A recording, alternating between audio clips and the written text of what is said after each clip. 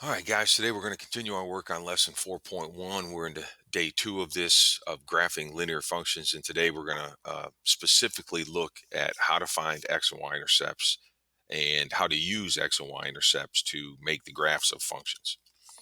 Okay, first of all, the x-intercept of a linear function is the point at which the graph intersects the x-axis. So where does it cross the x-axis? Okay, remember the x-axis is the horizontal axis.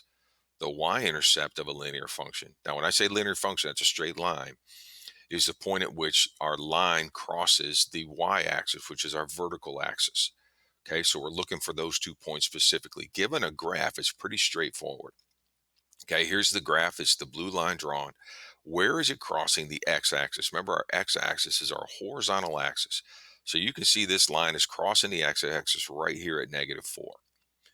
So we can either say the x-intercept is -4, or we can list the ordered pair where it occurs, which is -4, 0. Every ordered pair along the x-axis has 0 as its y value. Okay, they're all ordered pairs that have 0 as a y value. Now, where does our line cross the y-axis? Well, it crosses right here at 2. Okay, so since it crosses at 2, the y-intercept is 2. Or we could say it's the ordered pair 0, 2, which is the ordered pair. Every point along the y-axis has an x value of 0. Okay, so that's how we find the x and the y-intercepts. Where is it crossing the x and y-intercept? So in my second example here, you can see the lines crossing the axis right here at 1. So the x-intercept is 1, or the ordered pair 1, 0. The y-intercept, where we cross in the y-axis, well, this line's crossing it right here at -2. So the y-intercept is 0, -2, or just the y-intercept is -2. Okay, so given a graph, you just got to identify where is our line specifically crossing the x or the y axis. Okay, now if we're given an equation and asked to find the x and y intercepts, we got a little bit of work to do. So we got to understand, first of all, from the last slide, that the x-intercept occurs where the line crosses the x-axis. And every point along the x-axis has a y value of 0. So to find the x-intercept, given an equation, we're going to put 0 in place of y and solve for x. That will tell me where our point is along the x-axis.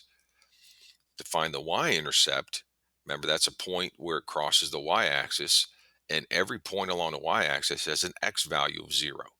So we want to figure out from that equation, when I put 0 in place of x, what's the value of y? So to find the y-intercept, I'm going to put 0 in place of x, solve for y. That will tell me where I'm crossing the y-axis. Okay, so given an equation, you're asked to find the x and the y-intercept. Okay, here's my equation. To find the x-intercept, we're going to let y equal 0. So we're going to substitute 0 in place of y in our equation and solve for x. Okay, so 2 times 0 is 0, so I get 6x equals -6. Divide each side by 6, x equals -1. Okay, so our equation, when I go to draw this line, it's going to hit the x-axis right here at -1, at -1, 0. The y-intercept occurs when the value of x is 0. So put 0 in place of x. Of my equation, start over again here, put 0 in place of x, solve for y. So 2y equals -6.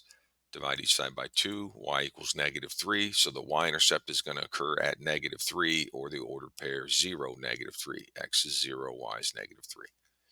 Okay. I have another example of this. They give you a second set of instructions here on some of these questions where they say write your answer as exact values. Do not write your answers as ordered pairs. Okay, well, we can do that. So it's the same process. Find the x and the y-intercept. So to find the x-intercept, given an equation, we're going to let y be 0. Substitute 0 for y. Solve the remaining equation for x. So 6x equals 21. Divide by 6. X equals 21 over 6. Now, I can't leave this as my answer, not because it's improper, but because it's not reduced. So you got to divide top and bottom by a 3. We'll get 7 over 2. Now, I can leave it like this. It is improper, but it is reduced. That's acceptable. Or you could take it a step farther and say 3.5 or 3.5. Okay, but it says don't write it as an ordered pair. So we're just going to say the x-intercept occurs at 3.5. Okay, to find the y-intercept, we're going to let x be 0. Okay, so 6 times 0 minus 4y is 21. Negative 4y is 21. Don't forget that minus sign there. It makes it a negative 4y is 21. Divide each side by negative 4. Y equals negative 21 fourths. Now, you can leave this as your answer. This is simplified. It is improper, but that's okay. You could leave it like this, or you could do the division and get negative 5.25. I can only write it as a decimal if it's a terminating decimal. Okay. If it's a repeating decimal, leave it as a fraction. Okay. But it said don't write as ordered pairs. So there's our intercepts. The x-intercept occurs at 3.5.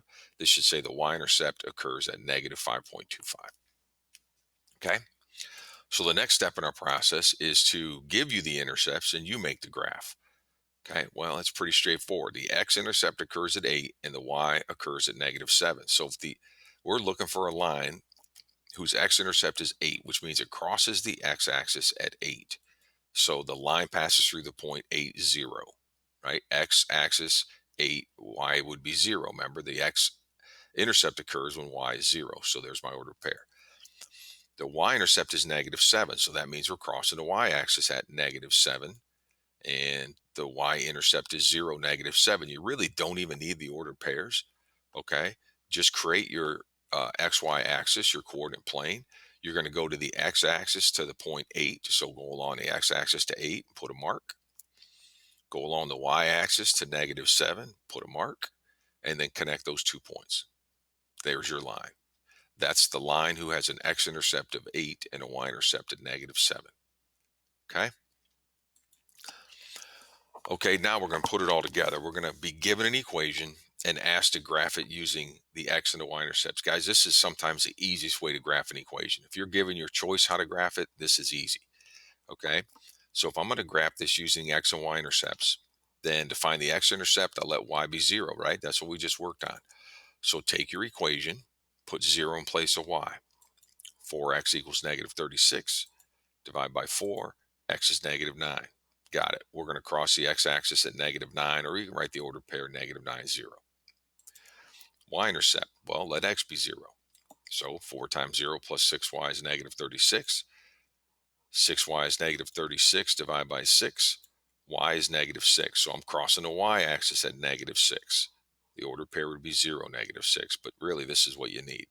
So to make our graph, we're going to sketch our graph. We're going to go along the x-axis at negative 9, put a point at negative 9. We're going to go down the y-axis at negative 6, put a point at negative 6, draw a line. Easy way to graph is to use intercepts. Okay. One more example of this just to finish it off here. So here's our equation, and we're asked to graph it using intercepts. Okay. So go about our business, right? Find the x-intercept, let y be 0. Okay. 2x plus 4 times 0 equals negative 12. 2x equals negative 12. X equals negative 6. So this is it. We're going to cross the x-axis at negative 6 or negative 6, 0. Y-intercept, let x be 0. 4y equals negative 12. Y equals negative 3. 0, negative 3 is the ordered pair. But, the information's here. We're going to cross the x-axis at negative 6. We're going to cross the y-axis at negative 3. Go along my x-axis at negative 6. Here's the point.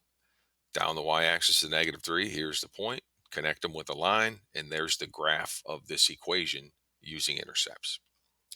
Okay, so tonight, obviously, homework is going to follow up on Alex, and it's going to the same types of questions that I just worked on here. Okay, make sure you are getting the assignment done, and we'll talk to you later.